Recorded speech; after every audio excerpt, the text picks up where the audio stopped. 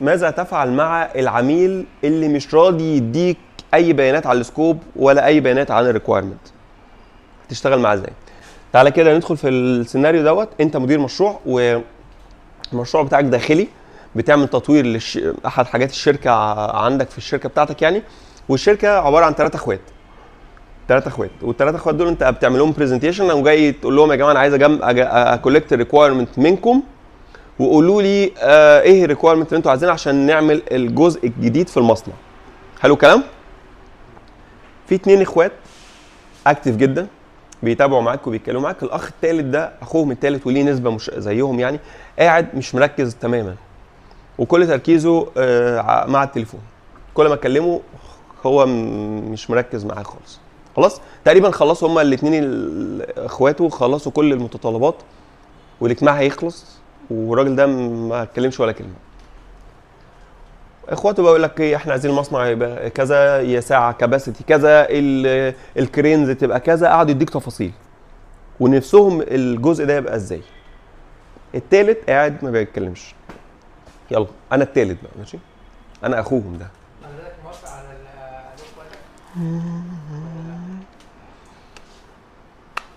طب انا هعمل مينس ميتنج وكلكم تردوا عليا. حضرتك بتكلمني انا؟ كلكم انا بتكلمني انا؟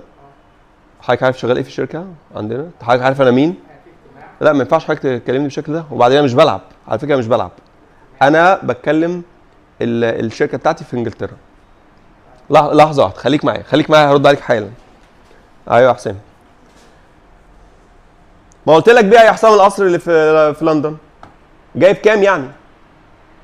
200 مليون. بيعوا يا سيدي. سلام. ايوه يا باشمهندسين اتفضل. هبعت لكم المينس مينتس انا مش مركز بس معاك. ايه مينتس؟ ايه اصلا؟ هو الاجتماع ده عن ايه اصلا؟ معلش انتوا جايين هنا ليه؟ معلش ايه الميتنج؟ طيب انا هعرض اللي احنا اتفقنا عليه. اللي هو ايه؟ معلش ايه اللي هو ايه؟ معلش اللي هم اللي اخواتك قالوا عليها، ماشي؟ اخواتي قالوا عليها؟ لو انت موافق ماشي. عايزين مني انا حاجه يعني؟ انا بس مش فاهم. ها؟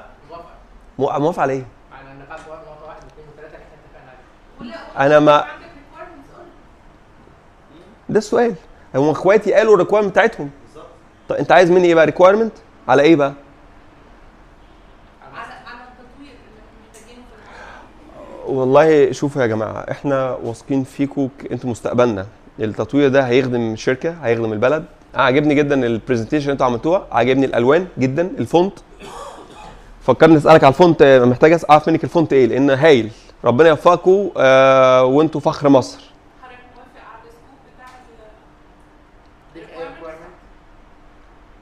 بتاع يعني مش مركز قوي بس يعني هقول لكم بعدين. ابعتوا لي. انا مسافر لحظه واحده. انا مسافر بكره الساعه 12 الظهر انجلترا عشان ابعت. بس انا ما عنديش وقت لان عندي ريكويرمنت كتير بصراحه. انا اللي هقول لك ريكويرمنت، ما انا انت هتاخد مني ريكويرمنت. مسافر بكره عشان القصر، محتاج احضر حضور بيع القصر. فبالتوفيق، انا واثق جدا فيكم، هتعملوا حاجه تحفه لان عجبني البرزنتيشن. الالوان تحفه، الالوان بتاعتك، الكالرز اللي انتوا اختارينها للكتابه زي الفل، وهننجح كلنا ان شاء الله. ولازم يا جماعه خليكم متفائلين. انا خسرت 100 مليون في ما انتوا كنتوا معايا على التليفون. 100 مليون في بيعه عادي جدا. ابعت لي على الميل. بس انا احتمال ما اردش يعني. انا بس هبقى مسافر في قصه ثانيه ممكن، بس ابعتوا لي. انا هاجي بعد 6 شهور وانا معاكم. خلاص؟ هكتب لك في الايميل اذا كان عدم مرتب تعتبر موافقه على اللي احنا قدمناه. اهو باع الحمد لله.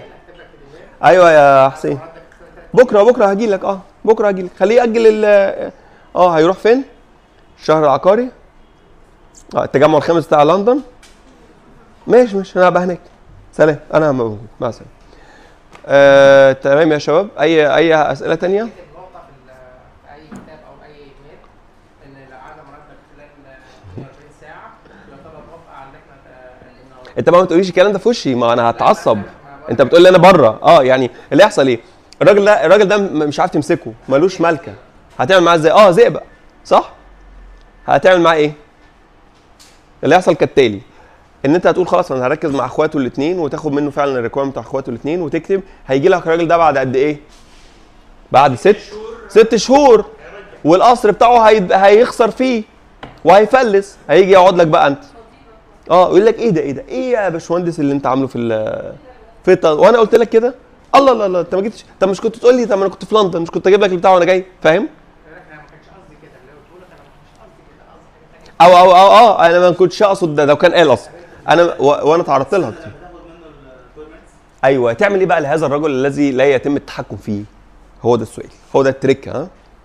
بيجي سؤال شبه كده في الامتحان ورقيا. هو دي النقطه اللي حضرتك قلتها، ان انت هتقول له خلاص مع السلامه، هنبعت لك ايميل. يقول لك خلاص ابعت لي ايميل، ده انا عندي في الانبوكس 4200 ايميل، مش مهم. هتقول له ايه بقى في الميل؟ هي دي التريك. ادي ريكويرمنت واحنا مستنيين منك ايه؟ تقول لنا ريكويرمنت، وحضرتك هتقول ايه بقى؟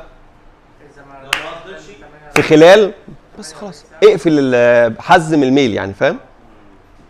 اذا ما ردتش في خلال كذا يعتبر ايه؟ ان ما عندكش ريكويرمنت، ما عندكش خلاص. العميل دوت يبقى هو بس. يا اما خايف يقول رايه، يا اما ما عندوش راي، يا اما ما عندوش خلفيه عن الموضوع، فبالتالي يا اما مشغول. ده ايه؟ ده ستيك هولدر، ده ستيك هولدر، ده ابن صاحب الشركه، يعني ليه 30% من الشركه. مش هتعرف وحصلت يعني، حصلت معايا. كان مشروع وكان 3 ستيك هولدرز وكانوا 2 منهم مهتمين جدا، ركزت معاهم وقلت التاني اكيد مش هيظهر. بعد لما المشروع خلص لقيته اول واحد قاعد قدامي على الترابيزه في البرزنتيشن، ومش قاعد بقى، ده قاعد قعدت اللي هو ايه كده، ده انا جاي لك. لا ده هو عارف عادل امام، انا جاي لك انت. كان ميتنج صعب جدا. وكل بقى ايه، طبعا ما كانش ليه باور قوي يهاجم، لكن عارف جو بقى ايه، مش كنت عارف انت الجو ده، فكان كده يعني. فاقفل الباب بدري، ما تسيبش ايه ابواب مفتوحه. حلو كده؟ طيب تعال ناخد بريك 10 دقائق وبعدين نرجع ندخل في الجزء بتاع السكيدول.